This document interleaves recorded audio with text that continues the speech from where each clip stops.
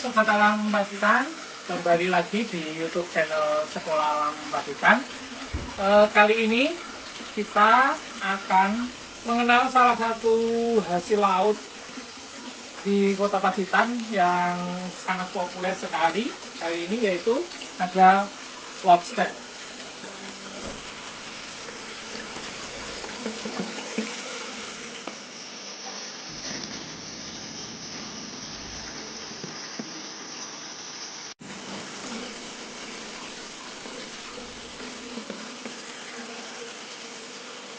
Wow, indah sekali. Ini adalah lobster jadi hasil laut di kota kita, ternyata punya seperti ini. Ini kan yang jadi primadona, dan lobster ini harganya sangat mahal sekali. Akan tetapi memang untuk mencarinya ini sangat sulit. Dan juga selain sulit, memang banyak aturan-aturan yang harus diketahui untuk menangkap lobster ini.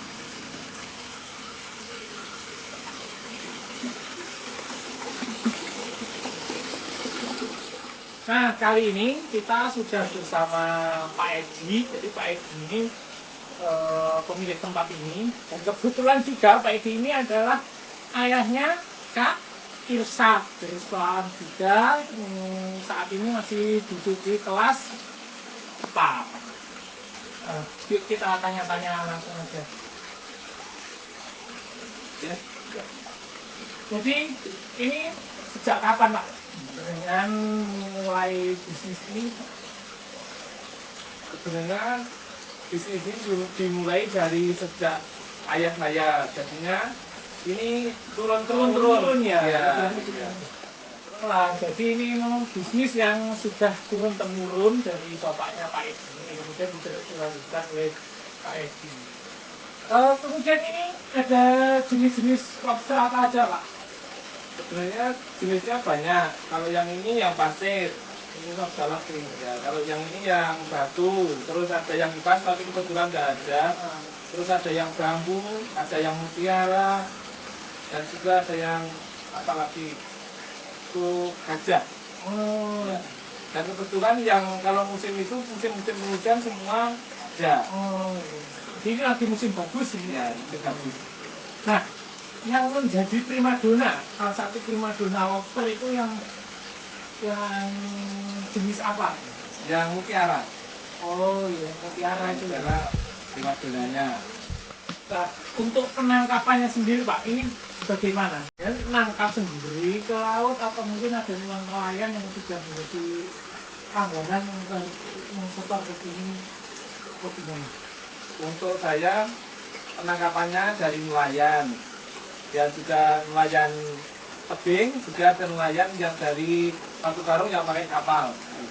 Mereka menggunakan peralatan seperti jaring dan juga pakai perahu. Ada yang juga pakai jaring tapi yang dari tebing yang dinamakan krendet itu ya. Dan juga yang pakai jaring yang ditaruh di dalam itu namanya teplek itu. Teplek ya, teplek.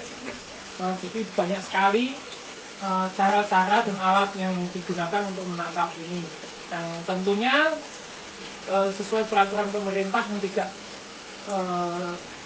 tidak membuat lobster ini semakin punah. Gitu.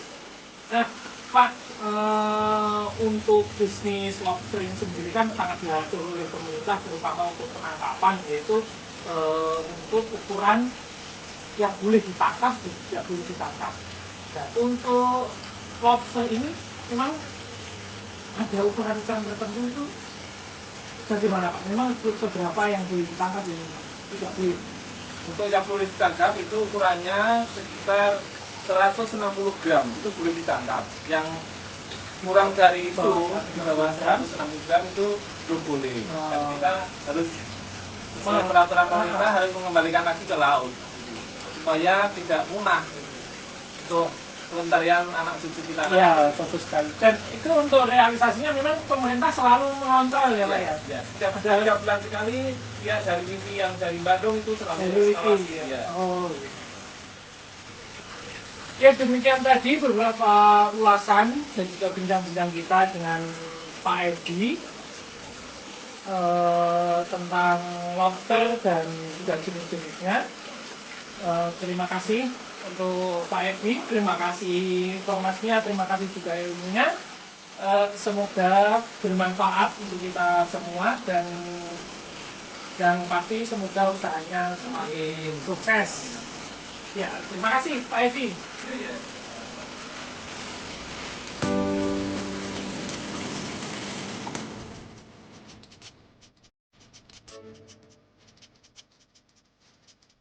Nah, sekarang kita akan lanjutkan tentang anatomi atau bagian-bagian tubuh dari lobster ya.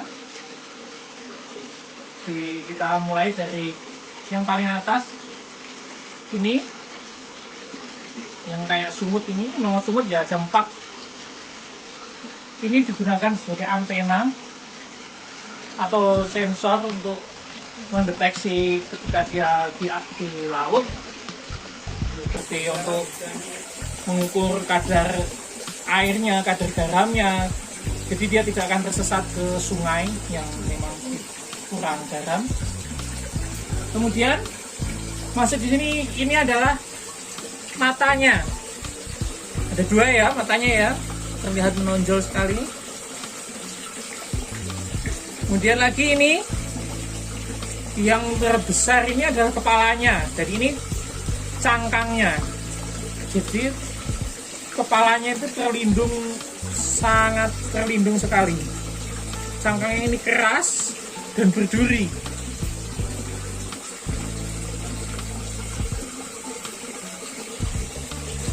Kemudian kakinya kita hitung ada berapa kaki lobster.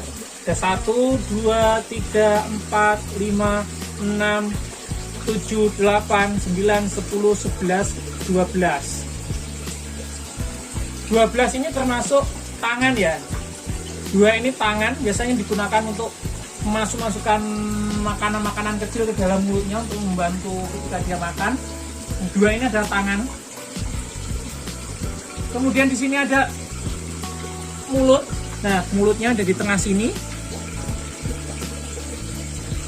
Dan yang sangat menarik, sensor dari lobster ini tidak hanya dari antenanya ini, tapi setiap kaki-kakinya dan tangannya ini ada bulu-bulu halus.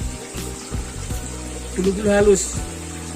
Jadi ini digunakan dia untuk mengenali wilayah-wilayah lingkungan tempat dia tinggal. Ini sangat berguna sekali ketika dia berada di lautan. Kemudian ke bawah, ini adalah tubuhnya. Tubuhnya juga dilindungi oleh duri-duri yang sangat tajam. Durinya tajam dan keras sekali ya. Dan sebenarnya ketika lobster ini dimasak, hanya satu bagian ini yang kita cari. Dan dagingnya ada, seluruh dagingnya ada di sini. Nah, ini ada ekornya. Ekornya ada dari 3 bagian. Bagian samping 2, kemudian di tengahnya ada 1 lagi. Nah, untuk membedakan antara lobster betina dan lobster jantan, cukup bisa dikenali dari ininya. Ini seperti alat bantu renang ya, untuk dia berenang. Kalau yang jantan, ini jantan ya, ini jantan ini saputnya ini tipis, kecil-kecil, tidak terlalu lebar. Sedangkan yang betina ini biasanya dia sangat lebar-lebar sekali, sampai bisa menutup ini semua, tidak kelihatan dari bagian-bagian dagingnya ini.